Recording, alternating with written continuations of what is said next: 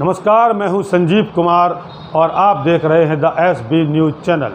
जिला अस्पताल छतरपुर में जब मरीजों के परिजनों को बाढ़ से बाहर निकालने के लिए डॉक्टर ने उठाया डंडा। जी हाँ, आपने कभी भी किसी डॉक्टर के बारे में यदि सोचा होगा तो आपके आंखों के सामने गले में आला टांगे हुए एक व्यक्तित्व की तस्वीर नजर आई होगी। लेकिन अगर बात छतरपुर की करें तो यहाँ पर एक डॉक्टर साहब अलग ही अंदाज में देखने को मिले। डॉक्टर साहब गले में आला जरूर डाले हुए थे, लेकिन उनके हाथ में डंडा भी दिखाई दे रहा था।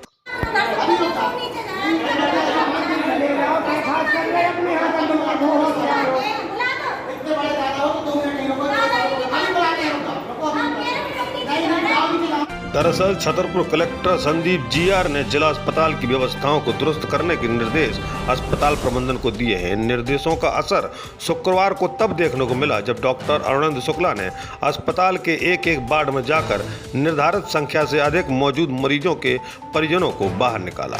इस दौरान डॉक्टर की कई मरीजों से बहस भी हुई, लेकिन कलेक्टर साहब के निर्देशों का पालन करने के लिए डॉक्टर साहब ने डंडा भी उठा लिया। डॉक्टर का गले में आला और हाथ में डंडा लेकर किसी मरीज के परिजन को समझाकर तो किसी को धमकाकर वार्ड से बाहर निकालना हर तरफ चर्चाओं में है। यूं कहें डॉक्टर के इस रवैये की आलोचना भी की जा रही है। भले ही वो अस्पताल में व्यवस्था दुरुस्त करने के लिए अपनी ड्यूटी निभा रहे थे, लेकिन उनका तरीका एक डॉक्टर होने के नाते बिल्कुल गलत कहा जा रहा है। आइए देखते हैं ये खास खबर द SB न्यूज चैनल के लिए। Bureau report Chhatarpur.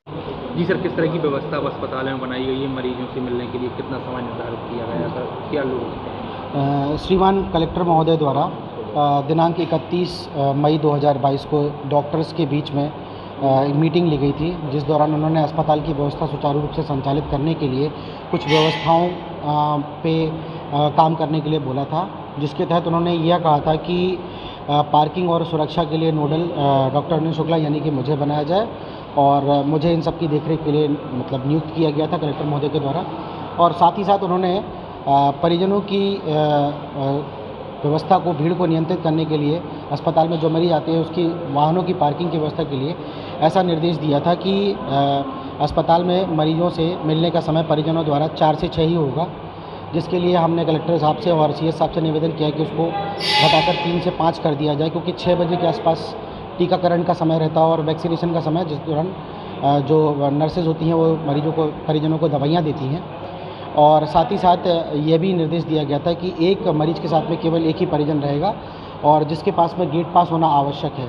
अगर गेट पास नहीं होगा और कोई भी व्यक्ति अनधिकृत रूप से अस्पताल में पाया जाएगा तो उस पर कोई कानूनी कार्रवाई की जाएगी। सुरक्षा को लेकर और भी सर जी की कमी है? बिल्कुल। अभी वर्तमान में देखा जाए तो जिला चिकित्सालय में जो है वो मरीजों का आना जाना लगभग बढ़ चुका है और परिजन भी काफ़ी, लगभग 1000 की संख्या में प्रतिदिन मरीज यहाँ पे आ जा रहे हैं। तो इतने मरीजों को, इतने परिजनों को सुचारू रूप से संचालित करने के लिए हमें तो कुछ अतिरिक्त संख्या में सिक्योरिटी गार्ड्स की आवश्यकता है, साथ ही साथ पुलिस का भी सहयोग वांछित होगा। अतः हमने श्रीमान SP साहब से भी निवेदन किया है कि अस्पताल चौकी में थोड़ा बल बढ़ाया जाए, ताकि किसी मतलब अव्यवस्था की स्थिति में पुलिस के द्वारा जो है स्थिति को संभाला जा सके और सुरक्षा को और सिक्योरिटी को नियंत्रित किया जा सके।